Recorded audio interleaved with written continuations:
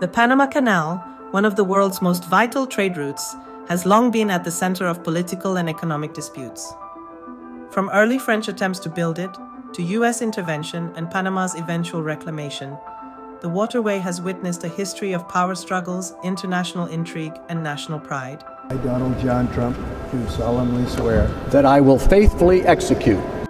Once sworn in as U.S. President, Donald Trump has reignited debates over the Panama Canal's ownership. We have been treated very badly from this foolish gift that should have never been made, and Panama's promise to us has been broken. He asserts that the United States should retake control of the canal, alleging that Panama was charging exorbitant rates to American ships and suggesting that the canal was falling into the wrong hands, referring to China.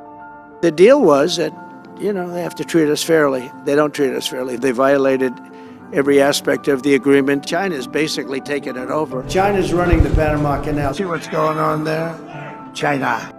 So what are the facts and history that gives U.S. the guts to want to take control of another country's important asset? French failure and American takeover. In the 1880s, French engineer Ferdinand de Lesseps, known for the successful construction of the Suez Canal, embarked on an ambitious plan to build a sea-level passage through Panama. However, the project was doomed by engineering challenges, deadly diseases, and overwhelming financial losses. By 1889, the French effort collapsed, leaving behind an unfinished canal and over 22,000 worker deaths. The failure opened the door for the United States, which recognized the canal's strategic importance. In 1903, after Colombia refused to sell the necessary land, the U.S. backed a Panamanian independence movement, leading to the birth of Panama as a sovereign nation. Soon after, the Hay-Bunavarilla Treaty granted the U.S. full control over the canal zone. After overcoming engineering and health challenges, the Panama Canal officially opened in 1914, cementing America's influence over global trade. For decades, the canal remained under U.S. authority, benefiting American economic and military interests while restricting Panama's sovereignty. Panama pushes back. For many Panamanians, U.S. control of the canal was a constant source of tension. This frustration erupted into violence on January 9, 1964, when a protest over the right to fly the Panamanian flag in the canal zone turned deadly. The confrontation led to 20 Panamanian and 4 American deaths, marking a turning point in the movement for self-rule. International pressure grew, and by 1977, Panamanian leader General Omar Torrijos and U.S. President Jimmy Carter signed the Torrijos-Carter Treaties, setting in motion a gradual transfer of the canal to Panama by the year 2000. The final handover and U.S. intervention. Despite the agreement, tensions remained high. In 1989, the U.S. launched Operation Just Cause, an invasion to remove Panama's leader, Manuel Noriega. While officially justified by drug trafficking concerns, many analysts saw it as an effort to maintain U.S. influence over the canal. Thousands of Panamanians were killed in the conflict.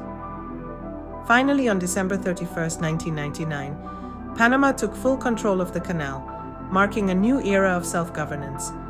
Since then, the country has expanded and modernized the waterway, proving its ability to manage its own affairs. A symbol of independence. Today, the Panama Canal is not just an economic powerhouse, it is a symbol of Panama's resilience and determination. The century-long battle over its control is a testament to the nation's fight for independence and self-determination. As global trade evolves, the canal's significance remains stronger than ever, standing as a reminder of past struggles and a beacon of Panama's future. Trump calls for U.S. control. Despite Panama's success, debates over American influence continue. In 2016, U.S. President Donald Trump suggested that the canal should revert to American control, arguing that it remained a key strategic asset. They charge more for our ships than to do any other ships. The American ships are being severely overcharged and not treated fairly in any way, shape, or form. The suggestion sparked controversy, but Panama firmly rejected the notion, emphasizing its sovereignty over the waterway. In a press conference on January 7, 2025, Trump refused to rule out economic or military action against Panama to seize control of the canal, citing U.S. economic security. He reiterated this intent during his inaugural address on January 20, 2025. Only time will tell if Trump will push ahead to reclaim the canal and what repercussion this will have on the global economy.